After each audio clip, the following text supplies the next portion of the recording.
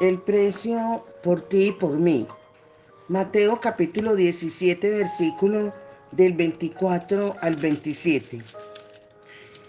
Cuando Jesús y sus discípulos llegaron a Cafarnaúm, los que cobraban el impuesto para el templo fueron a ver a Pedro y le preguntaron: ¿Tu maestro no paga el impuesto para el templo? Sí, lo paga, contestó Pedro. Luego, al entrar Pedro en la casa, Jesús le habló primero diciendo: ¿Tú qué opinas, Simón? ¿A quiénes cobran impuestos y contribuciones los reyes de este mundo? ¿A sus propios súbditos o a los extranjeros? Pedro le contestó: a los extranjeros.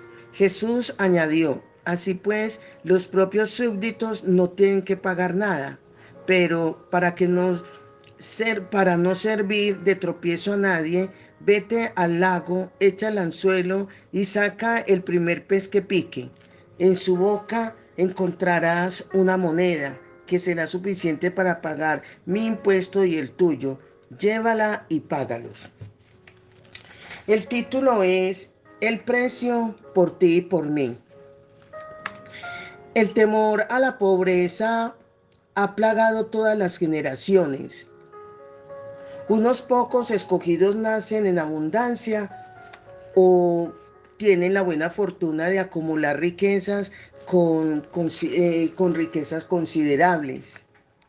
Pero el resto de la humanidad vive sospechando que finalmente será abandonada a la condición de aguantar hambre y vivir sin techo.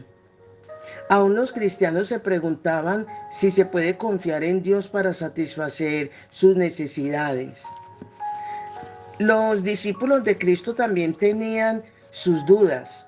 Al recibir la orden, abandonaron su vocación para seguir los pasos del Maestro alrededor del territorio israelita. Algunos de sus familiares y amigos debieron haber pensado que tal grado de dedicación a Cristo era una locura.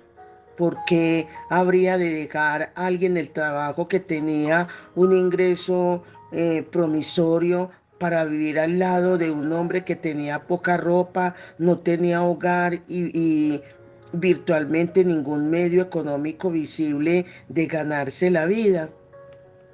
Una y otra vez los discípulos tenían que aprender una importante lección. Cuando Dios llama, Él provee. Su responsabilidad era seguirle, la de Cristo proveer. Los misioneros no son los únicos que estudian en la escuela de la fe. La mayoría de nosotros ha sido ubicado en circunstancias estratégicas durante las cuales se nos fuerza a creerle a Dios. La fe, por lo general, no puede ser desarrollada en un ambiente de comodidad. Ella solo puede florecer en medio de las dificultades. La fe crece únicamente cuando se requiere de una gran fe. Lamentablemente, solo creen quienes están desesperados. Satanás dice: sígueme y serás rico. Cristo no promete dar riquezas en esta vida, pero nos asegura la gloria del mundo venidero. Cualquier cosa que dejemos para seguirle nos será recompensa, pero una recompensa 100 veces más. Él sencillamente no será, no será superado. Pedro tuvo que aprender esta lección muchas veces. Para ser un hombre de fe, tuvo que extraer del pozo de la experiencia. Sus calificaciones como futuro líder dependían ¿de qué? De la reserva de pruebas personales que le darían credibilidad. Así que el escultor divino, Jesús, continuamente moldeando la forma sobresaliente de este importante líder mediante el Espíritu Santo. He aquí la intrigante historia. Cuando llegaron a Capernaum, vinieron a Pedro los que cobraban los 2 dracmas y le dijeron: vuestro maestro no paga las 2 dracmas. Él dijo, sí. Y al entrar él en casa, Jesús le habló primero diciendo, ¿qué te parece, Simón? Los reyes de la tierra, ¿de quienes cobran los tributos o los impuestos? ¿De sus hijos o de los extraños? Pedro le respondió, de los extraños. Jesús le dijo, luego los hijos están exentos. Sin embargo, para no ofenderles, ve al mar y echa el anzuelo, y el primer pez que saques, tómalo, y al abrirle la boca hallarás un estatero, tómalo y dáselo por mí y por ti. Es el texto o el pasaje que acabo de leer al iniciar el estudio. Dios por lo general suple el dinero a través del trabajo duro, en lugar de utilizar circunstancias milagrosas como la de encontrar una moneda en un lugar poco común. Es verdad, si Pedro hubiera regresado a pescar durante un día, hubiera ganado el dinero suficiente para pagar el impuesto. Pero el texto es bien claro. Cristo le dijo a Pedro que en el primer pez que cogiera, al abrirle la boca, encontraría un ciclo, es decir, justo lo suficiente para pagar los impuestos de los dos. Tal vez Cristo no estaba enseñando pereza y por el contrario instruyó a Pedro, al igual que a nosotros, algo acerca de sí mismo y su cuidado para quienes le siguen. Isaías escribió, y antes que clamen, responderé yo. Mientras aún hablan, yo habré oído. Isaías 65:24. Cristo tiene sus ojos fijos en nosotros. El Señor conoce por completo las conversaciones que se susurran a nuestras espaldas, los pensamientos que nunca se traducen en palabras y el dolor de las relaciones que se romperán en el futuro. Él conoce todo habido y por haber de cada persona. De igual manera, es de entender que cuando miramos el Salmo 147, del 3 al 5, leemos, Él sana a los quebrantados de corazón y venda sus heridas. Él cuenta el número de las estrellas y a todas ellas llama por sus nombres. Grande es el Señor nuestro y de mucho poder, y su entendimiento es infinito. Como el Señor cuenta las estrellas, también cuenta nuestros cabellos.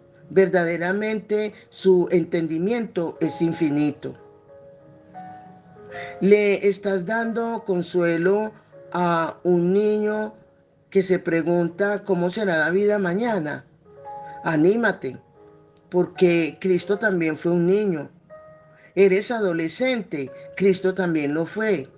Y comprende plenamente las tentaciones y los retos que la juventud enfrenta. Él vivió en un estado represivo, mintieron acerca de él, fue calumniado y escupido.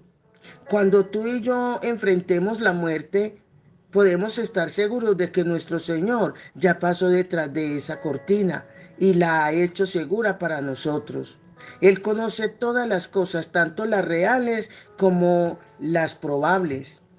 Jesús vio la moneda en lo profundo del mar, pero también los pensamientos escondidos en lo profundo de nuestros corazones. Todas las cosas están presentes delante de Él. Cualquiera que sea tu circunstancia, Jesús lo sabe. Porque el reinado soberano de Cristo, ¿en qué consiste? Que cuando se le preguntó a Pedro si su maestro pagaba los impuestos del templo, él respondió, sí. Pero observa cuidadosamente el seguimiento que hizo Cristo cuando preguntó, los reyes de la tierra, ¿de quienes cobran los impuestos o los tributos? ¿De sus hijos o de los extraños? Mateo 17:25. La respuesta, ¿cuál fue? Por supuesto, es que los reyes no pagan impuestos. Los impuestos solo son cancelados ¿por quién? Por los súbditos del reino. Ningún rey pensaría en imponer un impuesto a su propia familia. Ningún hijo sería obligado a pagar un impuesto en la casa de su padre. Cristo no estaba bajo ninguna obligación de pagar el impuesto. ¿Por qué? Porque sencillamente Él es el Señor de la tierra y del universo. ¿Por qué debía pagar el impuesto del templo si Él es el Señor del templo? Él es el dueño de todos los cielos, de todos, perdón, Él es el dueño de todos los ciclos en el universo y además no le debe ni una sola dracma a ninguno de sus súbditos.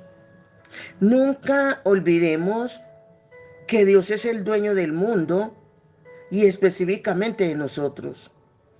Le pertenecemos porque nos creó, pero también porque nos redimió. ¿O ignoráis que vuestro cuerpo es templo del Espíritu Santo, el cual está en vosotros, el cual tenéis de Dios y que no sois vuestros?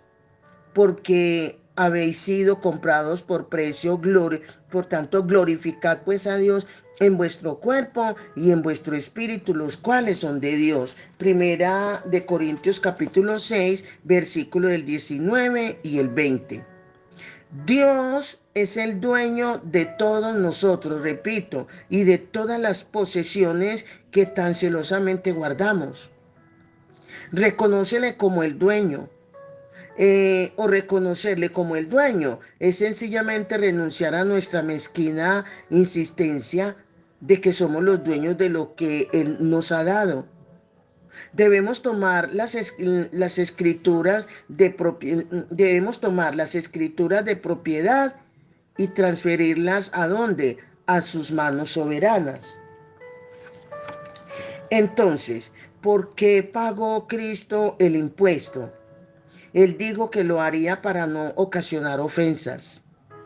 La palabra griega es chandalón, chándalo, y puede ser traducida piedra de tropiezo.